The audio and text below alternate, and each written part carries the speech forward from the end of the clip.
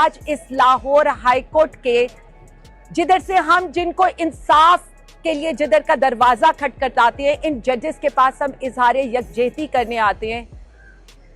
अदालतों के अंदर पुलिस सिर्फ इसलिए खड़ी है कि हम प्रेस कॉन्फ्रेंस क्यों कर रहे हैं। जो प्रेस कॉन्फ्रेंस करके तहरीक इंसाफ छोड़ जाए वो मजे करे, लेकिन हम जैसे लोग जो अपने लीडर के विजन के साथ पाकिस्तान तहरीक इंसाफ के साथ खड़े, हमारी प्रेस कॉन्फ्रेंस के लिए भी पूरी एलीट तैयार है, शील्ड्स लेकर पहन के पता नहीं यहां कौन सी लड़ाई झगड़ा होने लगा है। परसों शाम को, कल दोपहर को हमारे लॉयर्स की टीम ने आपको बताया कि किस तरह से इंसाफ का जनाजा निकालने की तैयारियां मुकम्मल कर दी गई हैं। मैं लाहौर के केसेस के बारे में तो बाद में बात करूंगी, जरा मैं मियां वाली और सरगोदा के बारे में आ जाऊं।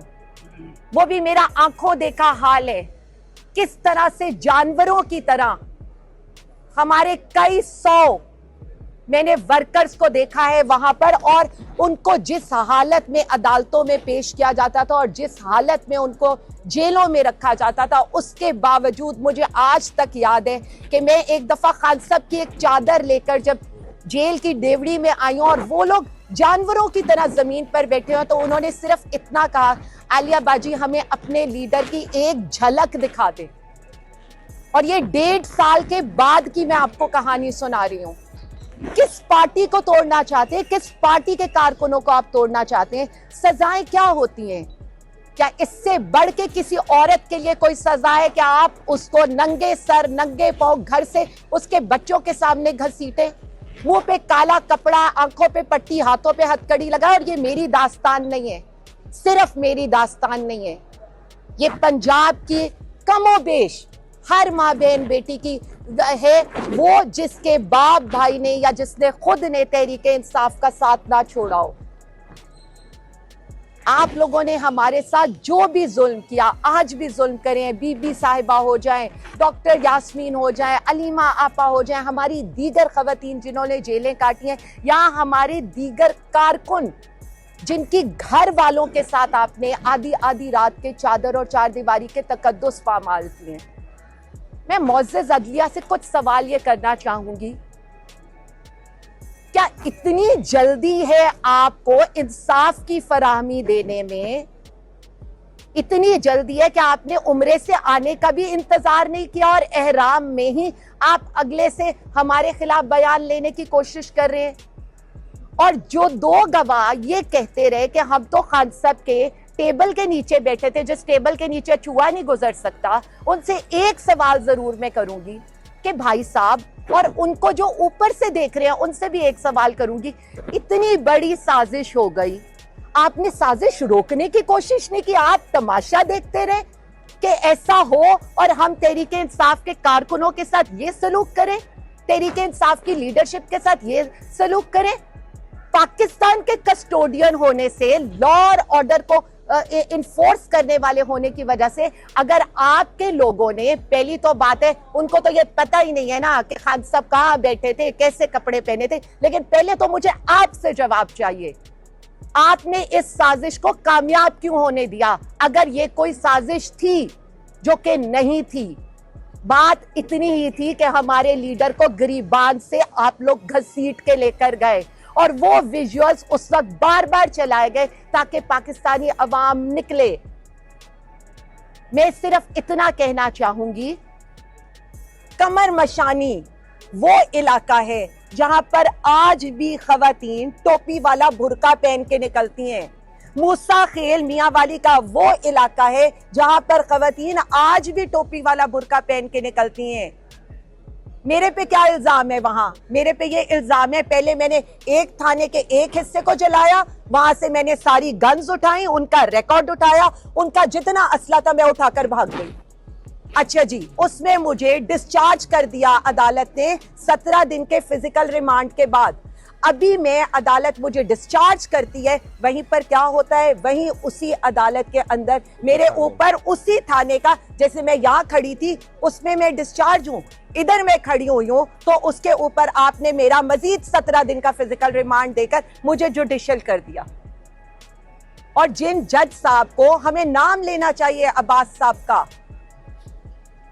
उनके वो ऐसे जज, ये देखें, इज्जत वही कमाता है जो डट के खड़ा होता है। तारीख याद रखेगी जिस तरह उन्होंने हमें जमानतें दी, नहीं तो आप लोग तो पता नहीं क्या क्या करने वाले थे। आपने तो रात के 1:30 बजे हमें कोट लखपत से छुट्टी वाले दिन, मतलब मुझे तो ये समझ नहीं आती है कि छुट्टी वाले दिन सिर्फ अदालतें क्या होती हैं वो हमारे लिए नहीं खुलती, किसी और के लिए खुलती है। जैसे राज सेनेट के वाली बात हुई, इस पर तो मैं बाद में आऊंगी। वहां क्या हुआ, 28 मई वाली रात को हमें घसीटते हुए आप कोट लखपत से सरगोदा ले गए, और आपको ये पता था एक प्लान आप बनाते हैं, एक अल्लाह बनाता है, और बेशक उसका प्लान बेहतरीन प्लान होता है। जज अब्बास साहब ने सुबह रात आपने हमें 1:30 बजे वहां से लिया, 5 बजे हम सरगोदा पहुंचे, 12 बजे सरगोदा से हमारी बेल्स हो गई।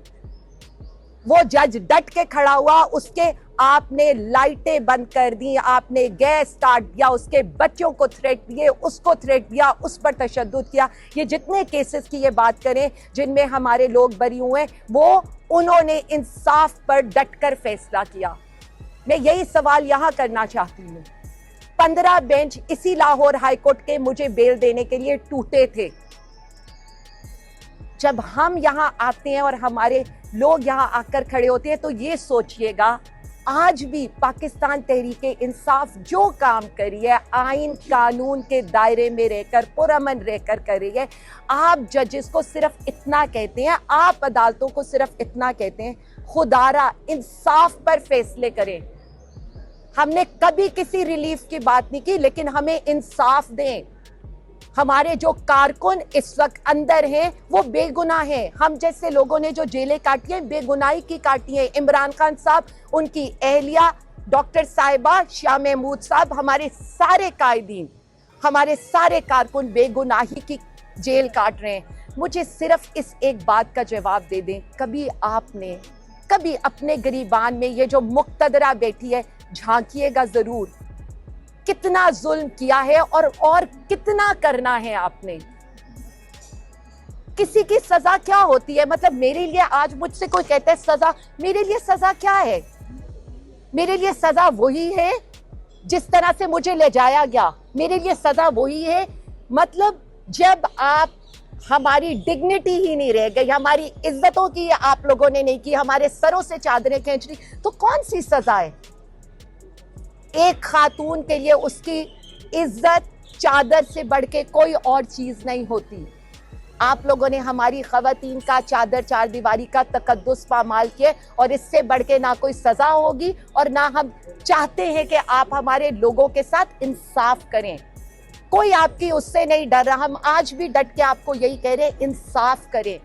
और अगर इंसाफ होगा तो मैं आज बता रही हूं, पाकिस्तान तहरीके इंसाफ, हमारे सारे कायदीन, सारे कारकुन, हम सब सुरखरू होंगे।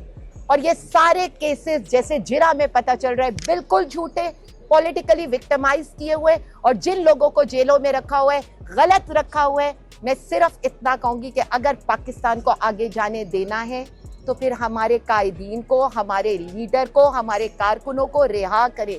मुल्क के बारे में सोचे। मैं बार बार ये कहती हूँ, मुल्क बचाने का जिम्मा सिर्फ वजीर आजम इमरान खान साहब ने नहीं लिया हुआ। कल हमारी रैली हुई, रैली के अंदर आपने हमारे जो चल रहे थे, रास्ते से भी चल रहे थे, उन्हें भी आपने उठा लिया।